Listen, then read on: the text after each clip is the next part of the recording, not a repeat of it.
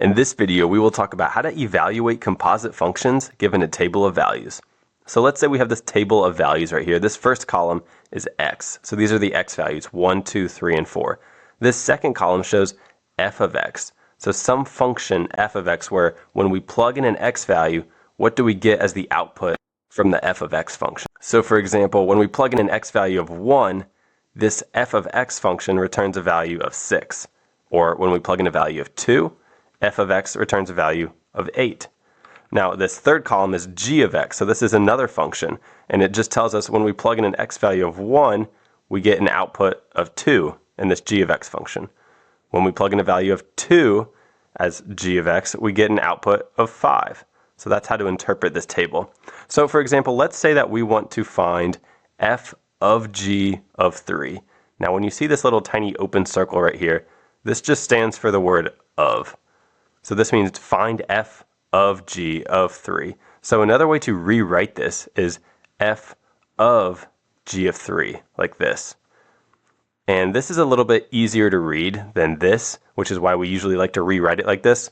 So when we're trying to find f of g of 3, we first need to focus on the function on the inside of the parentheses. So this g of 3 function right here.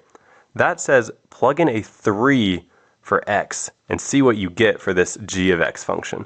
So if we go over to our table, if we plug in a value of 3 for x, what do we get in our g of x function? Well, we get a 2 as the output. So really, this whole inner function right here is just equal to the value 2. So we can write f of this whole thing just becomes a 2. So the last step is we need to find what is f of 2. So that means plug in a 2 for x and see what you get in the f of x function.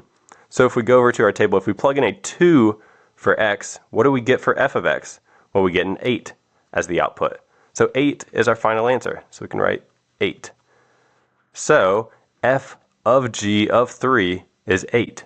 All right, let's try another example. Let's say we want to find g of f of 3. So let's start by rewriting this as g of f of 3.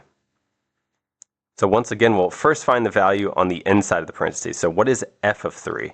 So if we plug in a 3 for x, let's go over to our table, an x value of 3, what is the output for f? Well, that would be a 3. So this whole inner function right here just becomes a 3. So we have g of 3. So lastly, we just have to find what is g of 3. So if we plug in an x value of 3, so if we go to our table, a 3, what does that correspond to in the g function? What corresponds to an output of 2? So that's our final answer, 2. All right, let's try another example. Let's say we want to find f of g of 1. So let's start by rewriting it as f of g of 1. So first let's find this inner parentheses. What is g of 1? So if we plug in a 1 for x, if we go to our table, if we plug in a 1, what do we get for g? Well, we get a 2. So we can write f of 2. So this inner part just became a 2.